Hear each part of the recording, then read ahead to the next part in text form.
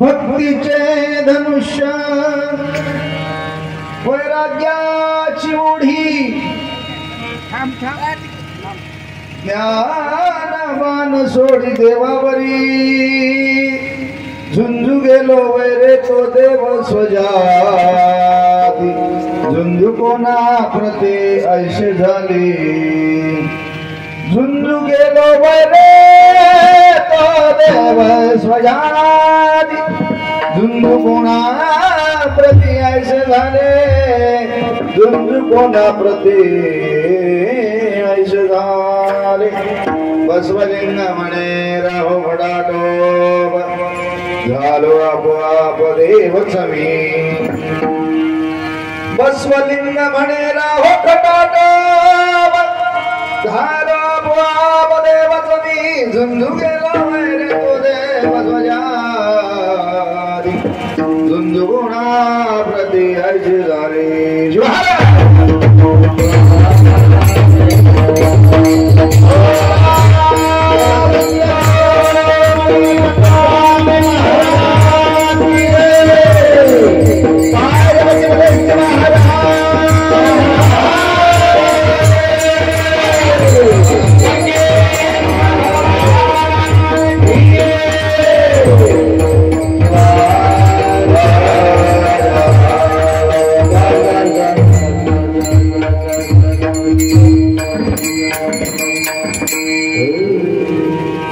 त्रैलोक्य संपदालेख्य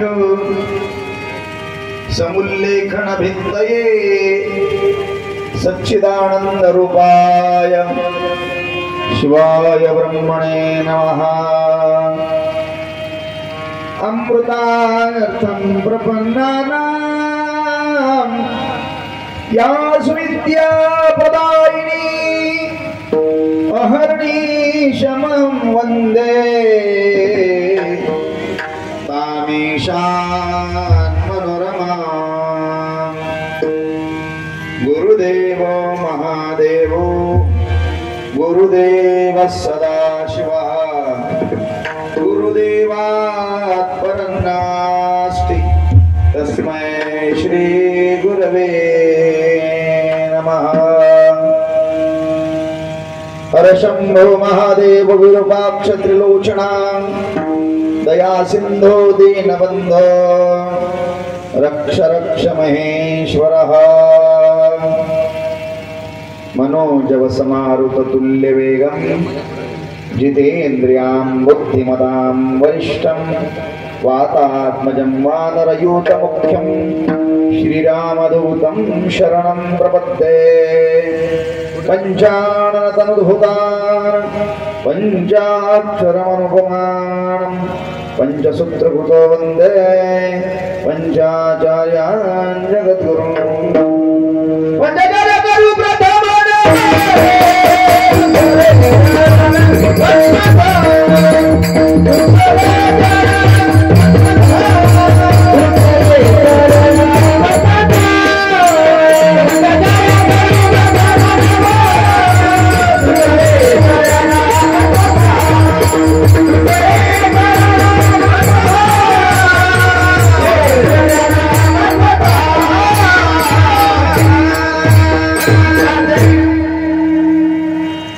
गुरुभ्यो नमः। जय जय हरि सदाशिवा परब्रह्मा अद्वयानंद वैभवा नमो तुझ देवादिदेवा परमेश्वरा जगद्गुरु आदि नमो श्री गुरुराया सद्गुरु शिवलिंग शिवाचार्या नमन माझे तुमचिया पाया मती द्यावी निरूपणी। या पवित्र अशा शिवभक्ताच्या नगरीमध्ये या पवित्र अशा भेंडेगाव ग्रामामध्ये प्रतिवर्षाप्रमाणे चालत असलेला हा अखंड शिवनाम सप्ताह याही वर्षी भक्ती वैभवात संपन्न होतो आहे। आजच्या या पवित्र दिवसाची सेवा माझ्याकडे आलेली आहे। सेवेसाठी निवडलेला अभंग शिवयोगी संत शिरोमणी मन्मथ माहुलींच्या प्रभावने येथील अग्रगण्य संत बसवलिंग माऊलींच्या वाङ्मयातील हा अभंग आपल्या सर्वांची शिवाद्वैत सिद्धांताकडे दृष्टी वेधणारा हा अभंग चिंतनासाठी सेवेसाठी निवडलेला आहे।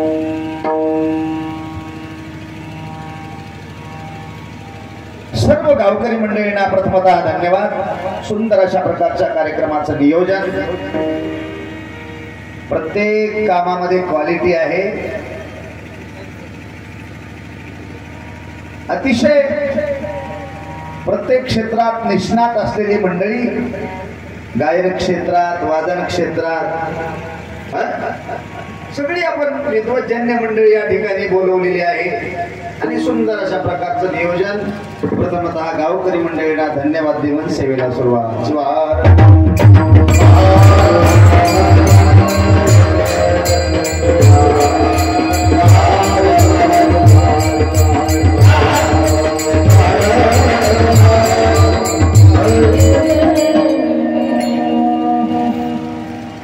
माणसाचं जीवन क्षणभंगूर आहे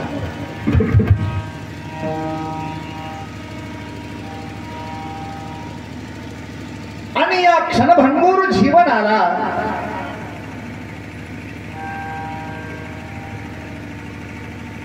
एक प्रकारचा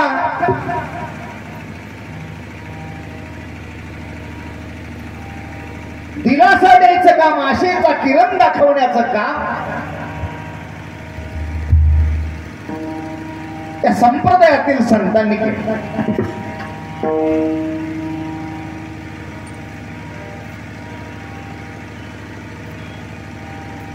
आणि आपल्या जीवनात येणारा प्रत्येक क्षण महत्वाचा आहे,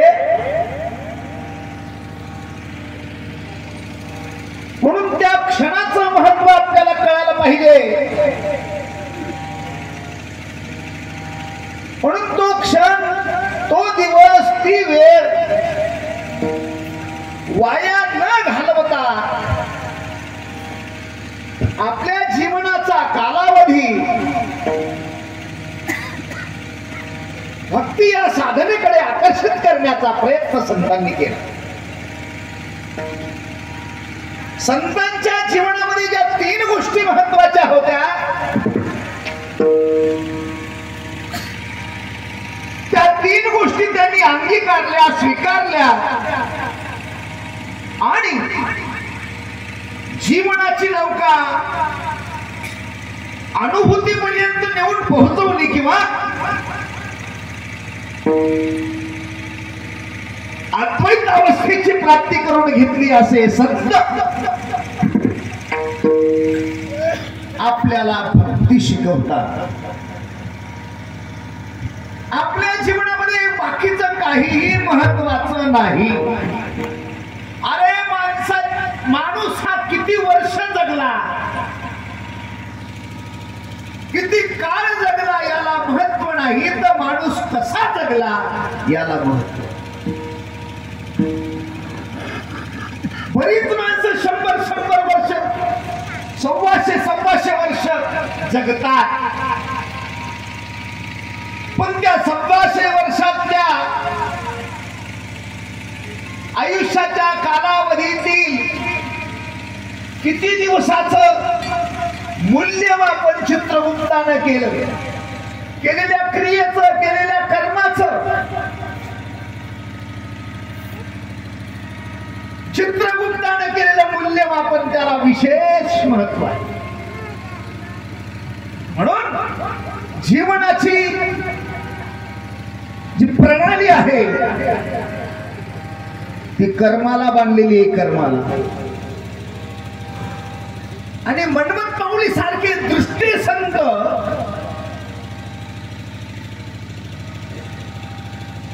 आपल्याला कर्म शिकवतात, क्रिया शिकवतात की त्यांची भावना अशी आहे, आपल्या संबंधाने त्यांचं मन असं आहे, आपल्या संबंधाने त्यांची अपेक्षा अशी आहे, आपली क्रिया, आपलं कर्म हे शिवार्पण भावनेने केलं गेलं पाहिजे, ही त्यांची भावना आहे। ज्यांच्या कर्मात शिव आला, ज्यांच्या क्रियेत शिव आला, ज्यांच्या प्रक्रियेत देव आला,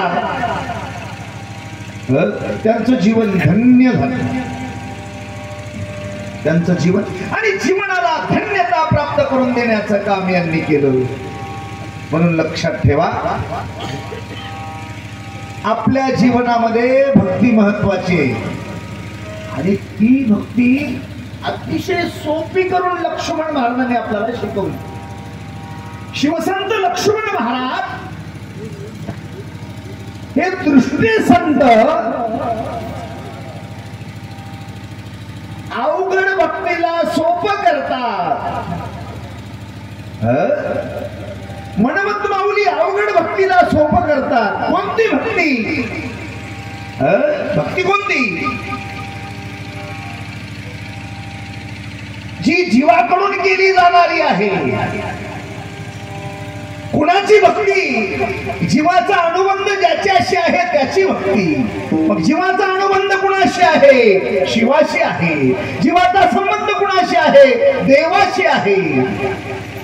पण आपण संबंध कुणाशी लावला, इथे आपलं गणित चुकलं. आपण आपला संबंध कुणाशी लावतो, इथेच गणित चुकतं आपलं. आपण आपला संबंध प्रपंचाशी लावतो. आपण आपला संबंध अपतेष्टाशी लावतो, पती पत्नीशी लावतो, पतीशी लावतो, मुला बाळाशी लावतो, प्रपंचाशी लावतो. महाराज म्हणतात या गोष्टी स्वाभाविक आहेत. या स्वाभाविक आहेत. ही सहज प्रवृत्ती आहे. ही सहज प्रवृत्ती आहे. हे होत असतं. हे करावं लागत नाही, करावी लागते ती भक्ती. म्हणून आपल्याला भक्तीसाठी, पूजेसाठी महाराजांनी माध्यम दिली. एवढा मोठा संप्रदाय उभा केला. हे गायक लोक किती गोड गात होते. गोड. तुम्हाला कोणता राग गायला हे जरी कळालं नसलं तरी गोड गायलं हे तर कळलं ना. जगात असा माणूसच नाही महाराज, जगात असा माणूसच नाही की संगीत चालू झाल्यावर डुलणार नाही. असा माणूसच नाही. मृदंगावर थाप पडली, तिच्यातून नाद निघाला. निघालेला नाद ज्या लोकांच्या कानावर पडला ते नादी लागल्याशिवाय राहत काय. नादाच्या नादी लागलेले वेगळे आणि पाण्याच्या नादी लागलेले वेगळे. आता नादी लागणाऱ्या लोकांचे लय प्रकार आहे. पण आपला विषय तो नसल्यामुळे आपल्याला तिकडे जायचंच नाही. तास दीड तासात थांबायचंय. जोपर्यंत तुम्हाला झोप येणार नाही तोपर्यंत कीर्तन. आलं का लक्षात? कारण आपल्या जीवनामध्ये झोपेला लय महत्व. आणि भानगड कशी झाली, आजची परिस्थिती मोठी विचित्र आहे. आता ते कसं आहे, ते काही गोष्टी इथं सांगता येत नाहीत मला. आता माणसं 8-8 तास जर इथं एंगेज राहू लागले तर कीर्तनाला कोणी, म्हणून कीर्तनाचा दर्जा खालावला. कीर्तनाचा दर्जा खालावला आणि संप्रदायात नसलेल्या गोष्टी संप्रदायात आल्या. त्याच्यामुळे संप्रदायाचं वाटोळ झालं. शिवाय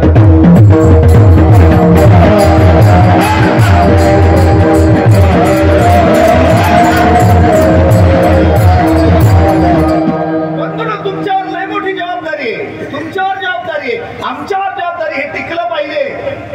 तुम्ही मोठे गायक आहात पण लहान लहान भजन करायच्या खांद्यावर हात ठेवून त्याला सोबत घेतला आणि त्याच्या पाठीवर थाप मारली तर ते उद्या कीर्तनाला उभं राहील. आलं का लक्षात? ते उभं राहील. म्हणून त्याला उभं करण्याचा प्रयत्न करा. गावात परत आपले 4-4 अनुयायी तयार करा. आलं का लक्षात?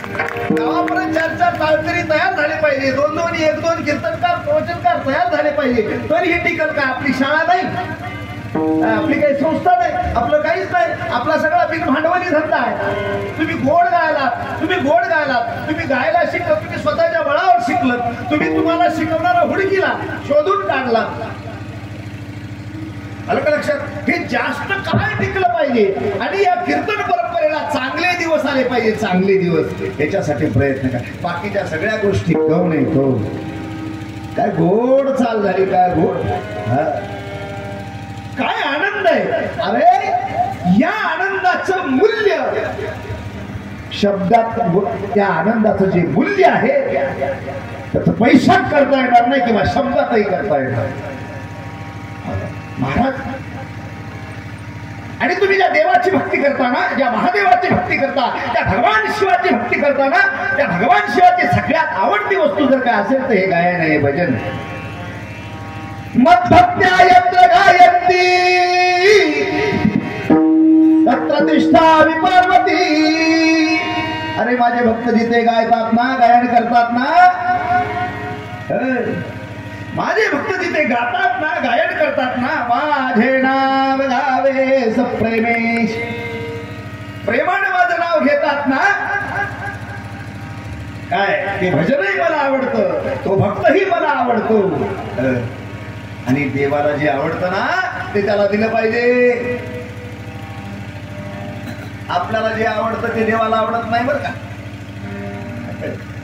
आपल्याला जे आवडतं ते देवाला आवडत नाही. आपल्याला आवडतं ते आपल्यालाच आवडतं, आपल्या बायकोला सुद्धा आवडत नाही. आपल्याला जे आवडतं, तुम्ही तंबाखू खाऊन बैठक घाण करायला तिला आवडतं का? खरं सांग. तुम्ही पिढ्या फुकू फुकू फुकू फुकू फुकू सगळं घरात सगळं वातावरण बिघडून टाकायला तिला आवडतं का? तुम्ही आपे पिऊन घरात येता, नको ते बोलता, ते तिला आवडतं का? तिलाही आवडत नाही, त्यालाही आवडत.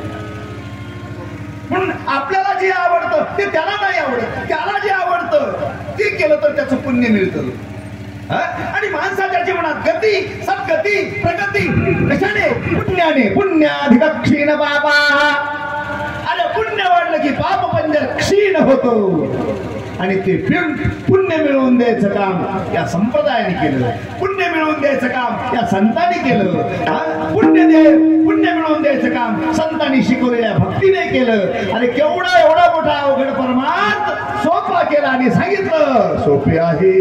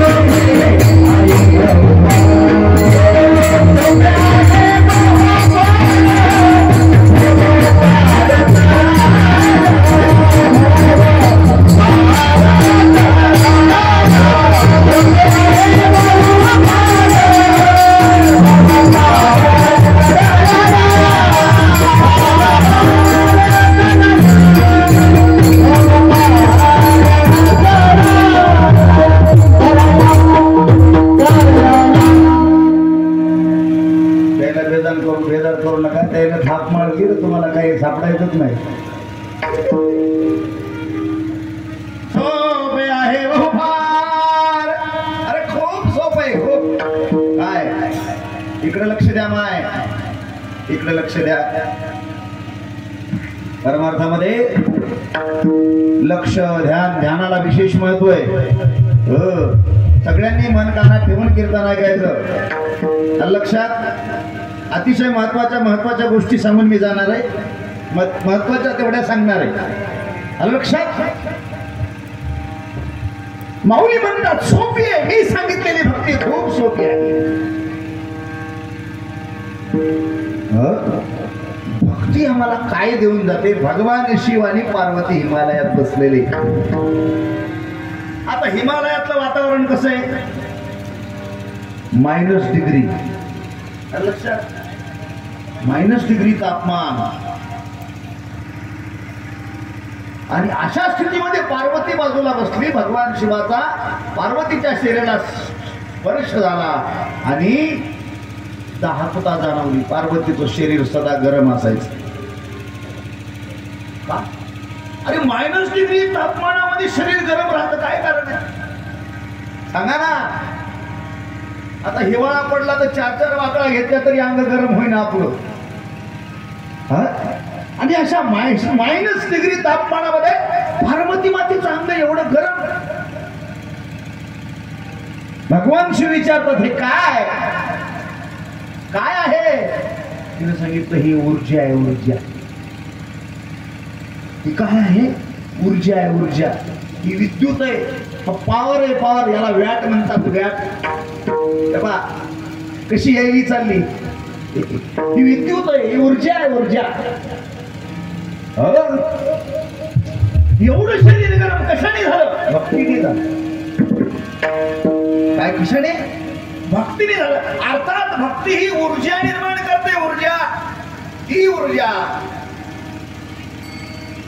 प्रपंचात येणाऱ्या प्रतिकूल परिस्थितीवर मात करण्यासाठी कारण ठरते. प्रपंचात आलेल्या अडचणी ही ऊर्जा दूर करते. ही शक्ती दूर करते. असंख्य अडचणीने भरलेला आमचा प्रपंच आहे. असंख्य अडचणीने आमचा भरलेला प्रपंच आहे. पण आम्ही जी भक्ती करतो ना, जे भजन करतो ना, जे नामस्मरण करतो ना, जी उपासना करतो ना, ती आमच्यात ऊर्जा निर्माण करण्याचं काम करते. म्हणून लक्ष्मण महाराजांनी टाहो फोडून तुम्हाला सांगितलं. लक्ष्मण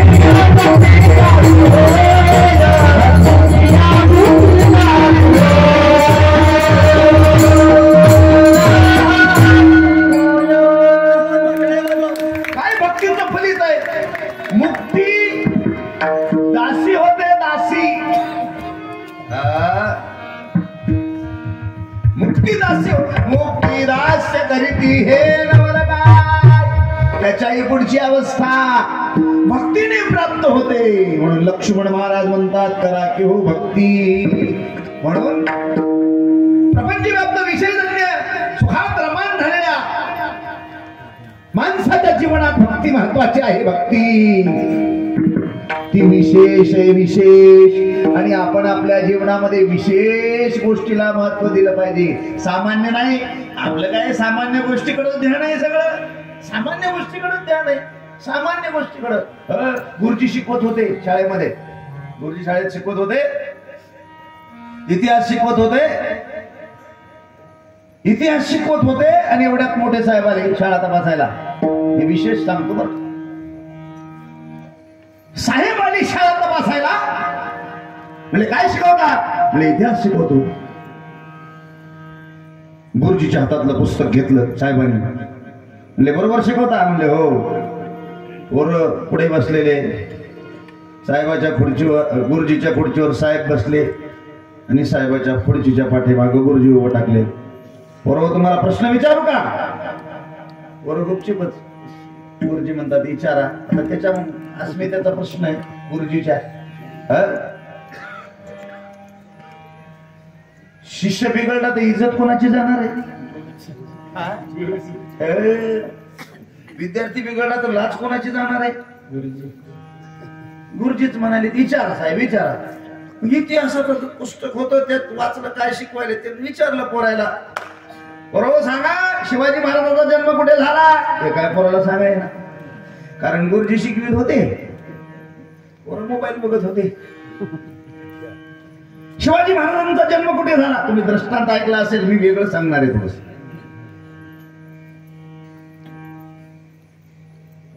आता एकही बरोबर उत्तर दे. आता गुरुजीला वाटलं आपल्या इज्जतीचा प्रश्न आहे, खिशात हात घातला आणि किल्ल्याचा जुडगा काढा असा दाखविला जुडगा पोराला.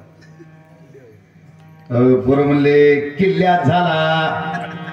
वा वा वा वा, गुरुजी काय तुमचे पोरं हुशार आहे, तो काय पोरं हुशार आहे म्हणले तुमचे. वा वा वा वा. पण पोरांना गुरुजी म्हणतात, साहेब म्हणतात, अरे बाळांनो, किल्ल्यात झाला हे मला मान्य आहे, पण इथे मला हे उत्तर अपेक्षित नाही. मला इथे सामान्य नाम अपेक्षित नाही, मला इथे विशेष नाम अपेक्षित आहे. कोणतं नाम अपेक्षित आहे? विशेष नाम. किल्ला हे कोणतं नाम आहे? सामान्य नाम आहे. किल्ला आहे. मुलगा हे कोणतं नाव आहे? मला मुलगा झाला. मुलगा, मुलगा हे कोणतं नाम आहे? सामान्य नाम आहे. विशेष नाव काय? हो, विशेष नाव काय? भैरवनाथ. विशेष नाव काय? भैरवनाथ. मुलगा सामान्य नाम, माणूस सामान्य नाम. जनार्दन भाऊ विशेष नाम, हळवीराव विशेष नाम. मला इथे विशेष नाम अपेक्षित आहे. पोराला सांगता आलं, आपलं लक्ष सामान्याकडे, लक्ष कुठे पाहिजे? विशेषाकडे पाहिजे, विशेष नामाकडे पाहिजे. विशेष भक्ती काय? विशेष आहे, विशेष. आणि काय देऊ? आणि विशेषच देऊन जाणार आहे. विशेष अशी गोष्ट देऊन जाणार आहे भक्ती. म्हणून जीवनात काही विशेष करा. काय? जीवनात काही विशेष गोष्टी करा की तुम्ही केलेल्या गोष्टीचा विचार इतरांनी करावा. आज 400 वर्षापूर्वी मणवत माऊली झाले, 800 वर्षापूर्वी महात्मा बसवण्णा झाले,